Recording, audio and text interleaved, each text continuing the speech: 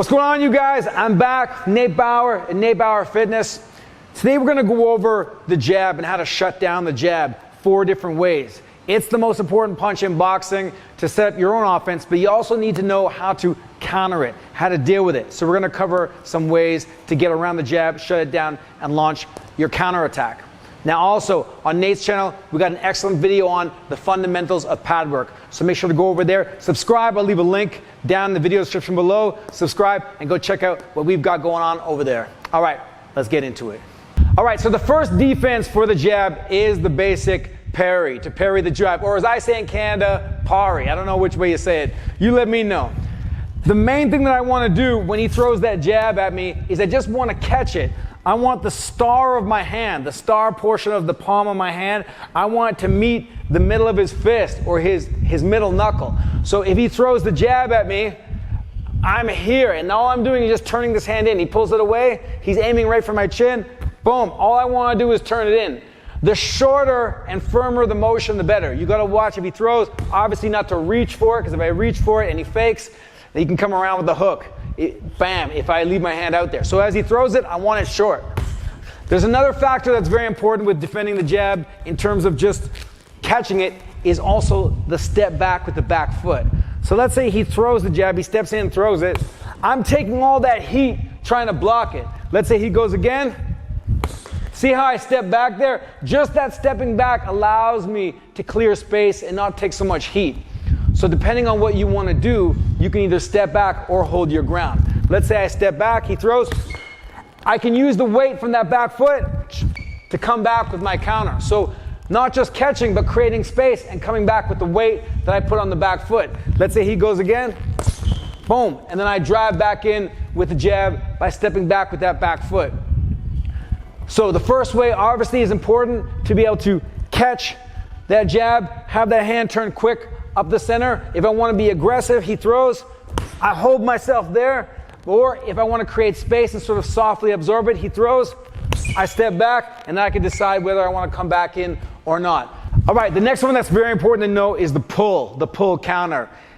You can have your hands up or a little bit out depending on how good you are at judging distance and how good you are with coming around with the other shots. I would say in the beginning, if you pull and you want to be safe, you still want to keep your hands up just in case, and also to be ready for other shots. But here, as I go in on Nate, I go in slow. He knows the distance. He knows where I got to step into. I step, boom, and look at that. He pulls back just in time. The glove of his is there just in case. And then he can counter with whatever he likes. Boom, boom. So I'm going to throw a few jabs at Nate. He's just going to pull, and we're going to work it a few times.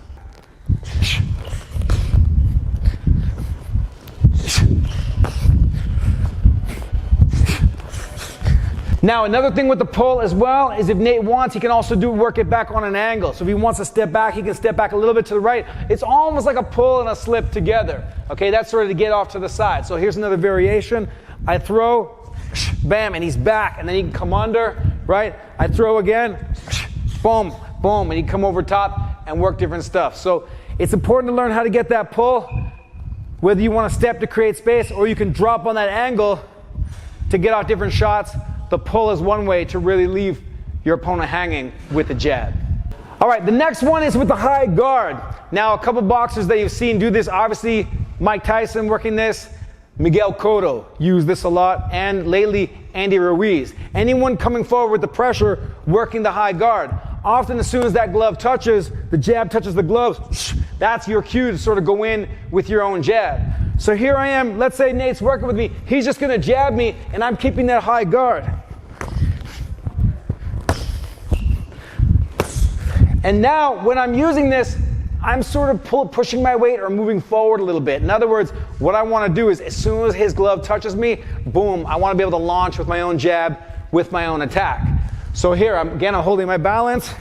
He goes, he's jabbing, and then I go. He's jabbing, and I come in with my own attack.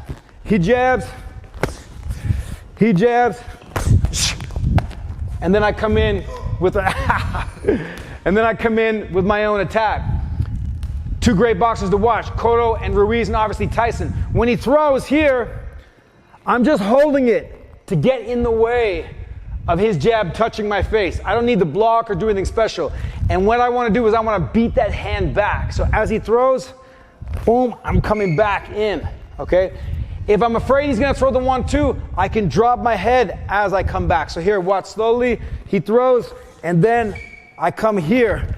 Or as he throws, boom, I just drop my head a little bit if I'm worried about walking into a 1-2. But as soon as I feel that touch, boom, with the high guard, the defense is already built in, and then I go.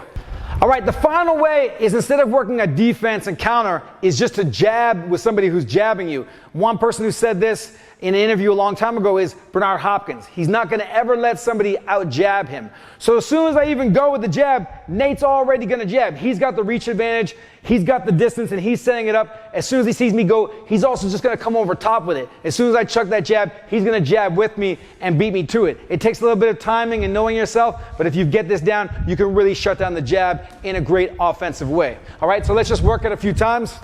He's got the jab. As soon as I go, he's got me. He's beating me to it because of the reach. All he's got to be able to do is look at me and see me going towards him and read that timing. He jabs with me. Just a few more examples.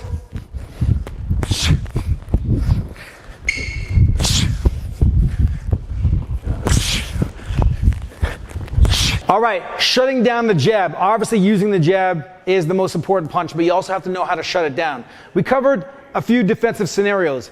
The standard catch, and counter, working the pull. Also shutting it down or having a high cover and going in. But another option is working offense with offense, timing it. If you can work that timing and you're an offensive fighter, you can chuck and throw and trade jabs with somebody who's jabbing. So work those in your shadow boxing, in your sparring, bring it to your fights.